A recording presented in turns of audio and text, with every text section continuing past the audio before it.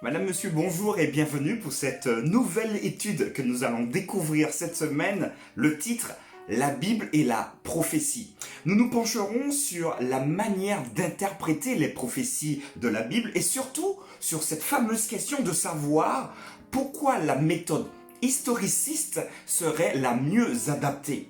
Si vous ne connaissez pas cette méthode historiciste, après cette étude, vous en connaîtrez davantage et vous saurez pourquoi elle est la mieux adaptée. Pour information, il y a plusieurs méthodes pour interpréter les prophéties bibliques. Nous pouvons trouver la méthode futuriste qui va mettre le focus uniquement sur la victoire finale de Dieu sur le mal. Il existe également cette méthode qu'on appelle la méthode idéaliste qui mettra en lumière les forces qui régissent le monde et qui provoquent les conflits. Mais pas plus, juste comprendre les conflits, cette méthode-là s'appelle la méthode idéaliste. Et enfin la méthode historiciste que nous allons découvrir dans quelques instants. Vous en avez maintenant l'habitude. Si vous avez des questions s'agissant de l'étude que nous allons avoir durant cette semaine, vous pouvez me laisser vos questions et je me ferai un plaisir de vous apporter des réponses.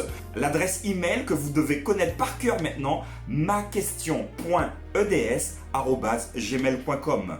Le texte biblique qui va nous accompagner cette semaine se trouve dans Daniel au chapitre 8, verset 4, et il me dit « 2300 soirs et matins, puis le sanctuaire sera purifié. » Alors voilà un texte qui a fait couler beaucoup d'encre. Alors on le prend comme support pour cette semaine, mais nous n'entrerons pas en profondeur, en tout cas dans l'interprétation de ce texte.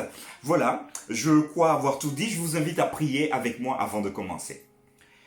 Notre Père, nous te remercions pour ce temps d'étude que tu nous donnes, cette nouvelle semaine que tu ouvres devant nous. Et nous voulons encore nous assurer que tu puisses être avec nous par ton Saint-Esprit. Alors merci de pouvoir nous influencer, merci de pouvoir nous permettre de mieux comprendre, de t'écouter également, puisque le texte, en l'étudiant, nous permet de t'entendre. Et alors que nous allons parler de l'approche de la Bible en fonction des prophéties, nous voulons que tu puisses nous aider à mieux comprendre ces visions, ces projections que tu as données à ceux qui ont rédigé. Merci de nous accompagner, merci de ta présence. Nous t'avons prié au nom de Jésus-Christ. Amen. Voilà les amis, donc en introduction, nous pouvons dire que la prophétie biblique est cruciale pour notre identité et notre mission. Je répète, la prophétie biblique est cruciale pour notre identité et notre mission. La prophétie fournit un mécanisme interne et externe pour confirmer l'exactitude de la parole de Dieu.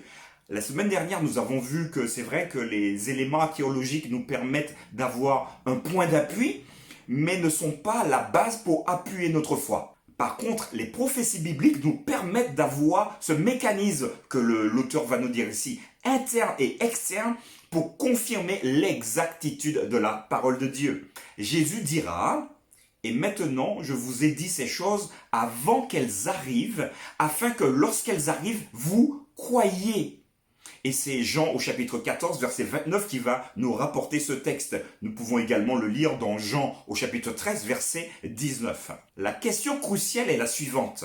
Comment interpréter correctement la prophétie pour savoir quand la prophétie s'est effectivement réalisée? Pendant la Réforme, les réformateurs ont suivi la méthode historiciste. Cette méthode est la même que Daniel et Jean ont utilisée comme la clé pour leur propre interprétation. Alors ici, on parle de Daniel dans le livre de Daniel, mais Jean dans le livre d'Apocalypse. La méthode historiciste voit la prophétie comme un accomplissement progressif et continu de l'histoire, commençant dans le passé, se terminant avec le retour du royaume éternel de Dieu. Cette semaine, nous étudierons les piliers de l'interprétation prophétique historiciste.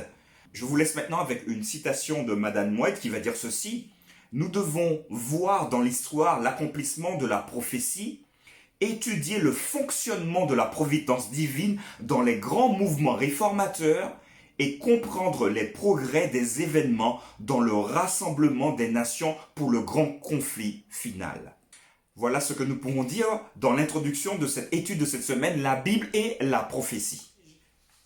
Nous sommes donc dimanche et le titre de cette réflexion, de cette étude, l'historicisme et la prophétie. Ne vous inquiétez pas, rien de très compliqué. Donc la méthode fondamentale que les adventistes du 7e jour appliquent pour étudier les prophéties est appelée l'historicisme. Nous l'avons vu en introduction. Je vous rappelle également qu'il y a deux autres méthodes qui s'appellent la première, la méthode idéaliste ou encore la méthode futuriste. S'agissant de l'historicisme, c'est l'idée que beaucoup de grandes prophéties de la Bible suivent un flux linéaire, ininterrompu de l'histoire, du passé, au présent et à l'avenir.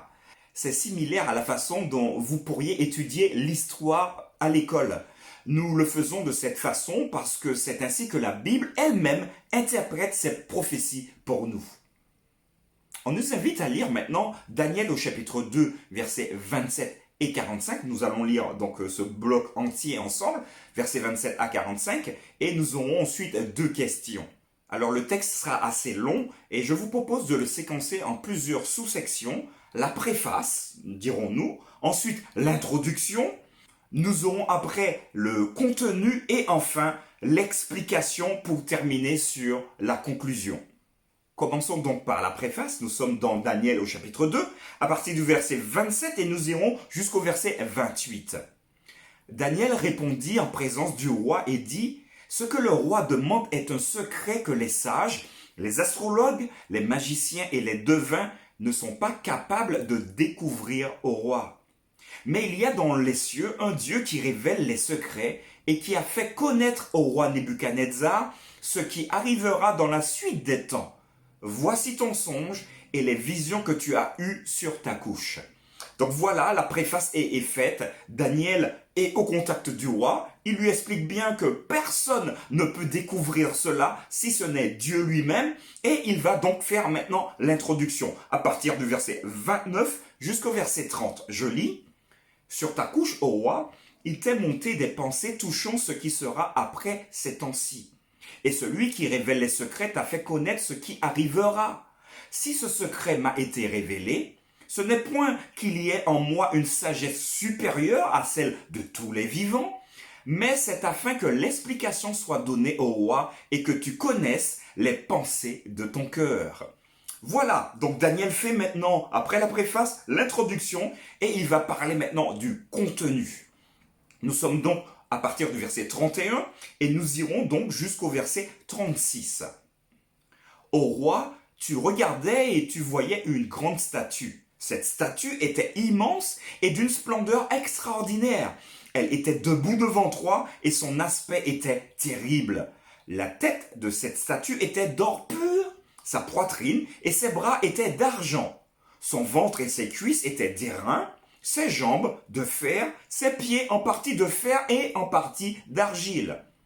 Tu regardais lorsqu'une pierre se détacha sans le secours d'aucune main, frappa les pieds de fer et d'argile de la statue et les mit en pièces. Alors le fer, l'argile, l'airain, l'argent et l'or furent brisés ensemble et devinrent comme la balle qui s'échappe du nerf en été. Le vent les emporta et nulle trace n'en fut retrouvée. Mais la pierre qui avait frappé la statue devint une grande montagne et remplit toute la terre. Voilà le songe, nous en donnerons l'explication devant le roi. Voilà, donc Daniel vient de terminer son exposé et il va maintenant proposer au roi l'explication. Et nous pouvons lire cette explication à partir du verset 37 et nous irons jusqu'au verset 43. Au roi, tu es le roi des rois, car le Dieu des cieux t'a donné l'empire, la puissance, la force et la gloire. Il a remis entre tes mains en quelques lieux qu'ils habitent, les enfants des hommes, les bêtes des champs et les oiseaux du ciel, et il t'a fait dominer sur eux tous, c'est toi qui es la tête d'or. Après toi, il s'élèvera un autre royaume, moindre que le tien, puis un troisième royaume qui sera d'airain et qui dominera sur toute la terre. Il y aura un quatrième royaume fort comme le fer. De même que le fer brise et rompt tout, il brisera et rompra tout comme le fer qui met tout en pièces. Et comme tu as vu les pieds et les orteils en partie d'argile, de potier et en partie de fer, ce royaume sera divisé, mais il y aura en lui quelque chose de la force du fer parce que tu as vu le fer mêlé avec l'argile. Et comme les doigts des pieds étaient en partie de fer et en partie d'argile, ce royaume sera en partie fort et en partie fragile. Tu as vu le fer mêlé avec l'argile parce qu'ils se mêleront avec des alliances humaines, mais ils ne seront point unis l'un à l'autre, de même que le fer ne s'allie point avec l'argile. Daniel, maintenant ayant donné l'explication de ce songe au roi, va maintenant faire une conclusion qu'on peut trouver à partir du verset 44 et verset 45. Dans le temps de ces rois, le Dieu des cieux suscitera un royaume qui ne sera jamais détruit et qui ne passera point sous la domination d'un autre peuple. Il brisera et anéantira tous ces royaumes-là et lui-même subsistera éternellement. C'est ce qu'indique la pierre que tu as vue se détacher de la montagne sans le secours d'aucune main et qui a brisé le fer, l'airain, l'argile, l'argent et l'or. Le grand Dieu a fait connaître au roi ce qui doit arriver après cela. Le songe est véritable et son explication est certaine. Voilà, Daniel en a terminé avec l'exposition et l'explication du songe. Il y a pour nous deux questions qui sont attachées à ce texte que nous venons de lire. Quel aspect du rêve indique une succession continue et ininterrompue des puissances tout au long de l'histoire? Et la deuxième question, de quelle manière la Bible elle-même nous montre comment interpréter la prophétie apocalyptique? Alors, dans le terme apocalyptique, on entend de la fin des temps. Donc, une prophétie apocalyptique se réfère précisément à la fin des temps, à la fin du monde, si vous préférez. Alors, pour répondre à ces questions, nous pouvons peut-être voir que l'exposition de la prophétie au roi ne comporte pas suffisamment d'éléments. Même si nous pouvons imaginer ici qu'il y a une succession, puisque dans son exposé, il va parler de la tête, du buste, enfin de la poitrine, ensuite des cuisses, des pieds, etc. Donc oui, il y a une succession, mais c'est surtout, me semble-t-il, dans l'explication. Au verset 39, il va dire quelque chose assez intéressant. Il va dire « après 3 ». Il va donc utiliser cette expression « après 3 » pour montrer finalement qu'il y a une progression, une suite dans la vision qu'il a eue. Et d'ailleurs, il va dire d'une manière très claire, verset 39, verset 40 également, puis un troisième royaume. Ensuite, au verset 40, il aura un quatrième royaume, fort comme le fer, etc. Donc là, vraiment, on a l'impression d'une suite logique, d'une suite, j'ai envie de dire, historique, en tout cas chronologique dans le temps. Nous pouvons donc noter que le royaume de Nebuchadnezzar est reconnu comme la tête d'or. Ainsi, Daniel identifie Babylone comme le premier royaume dans Daniel au chapitre 2, verset 38. Puis Daniel dit, après 3, il s'élèvera un autre royaume, moindre que le tien, puis un troisième royaume. Nous l'avons lu dans Daniel 2 au verset 39. Mais le verset 40 va dire encore, il y aura un quatrième royaume. Alors que ces royaumes se succèdent l'un après l'autre, sans aucune interruption, est également implicite dans l'image elle-même, car chacun des royaumes est représenté par les parties du corps plus grands allant de la tête jusqu'aux orteils. Ils sont connectés, tout comme le temps et l'histoire sont connectés.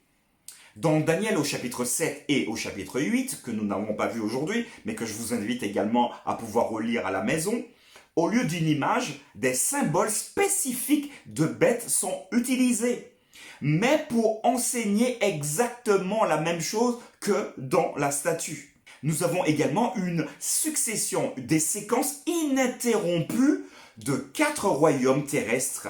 Et dans Daniel chapitre 8, nous en avons 3. Donc ces royaumes commencent dans l'Antiquité et passent par l'histoire jusqu'au présent et dans l'avenir, quand Christ revient et Dieu établit son royaume éternel. C'est assez intéressant de pouvoir analyser le texte comme ça, parce que nous voyons vraiment une gradation, une chronologie dans le temps, allant du passé, du présent et dans le futur. Et pour ceux qui aiment beaucoup l'Apocalypse, vous allez également voir que Jean utilise le même procédé. Il va parler du passé, Il va bien évidemment parler du présent parce que le texte parle aussi à ceux qui vivent dans le temps de la rédaction de ces textes. Et ensuite, il va se projeter jusqu'à la fin des temps, donc au retour de Jésus lui-même. La parousie, une expression qu'on utilise pour parler du retour de Jésus.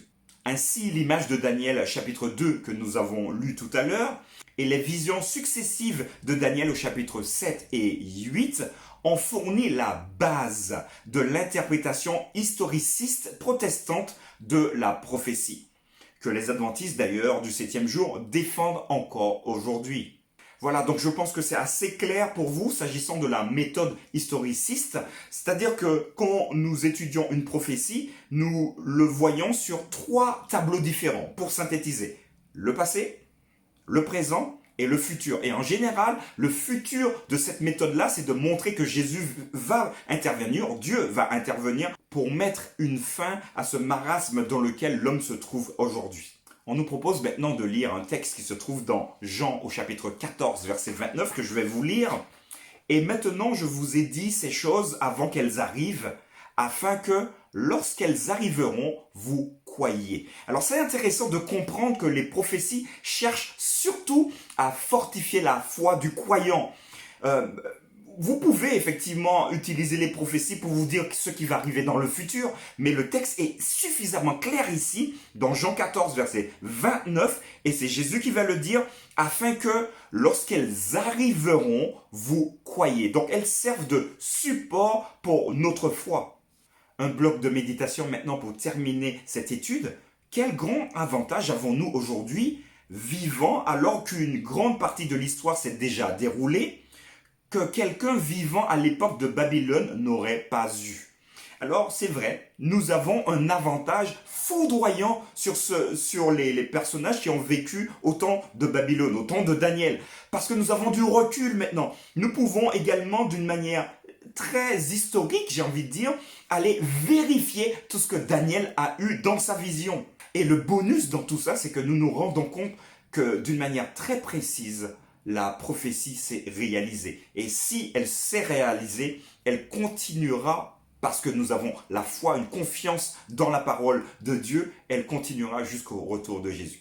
Voilà, notre étude aujourd'hui est terminée. L'historicisme et la prophétie. Bon, je pense que nous avons eu suffisamment d'éléments ici pour comprendre cette méthode et pour la maîtriser. Et également, donc, quand vous aurez à étudier une prophétie, pensez à cette méthode passé, présent, futur, retour de Jésus. Ça va vous aider énormément à mieux comprendre l'aspect dans lequel les auteurs ont écrit. Demain, nous verrons ensemble le principe jour-année. Ça, c'est super intéressant. Encore pour des prophéties, le principe jour-année. Portez-vous bien et je vous dis à demain.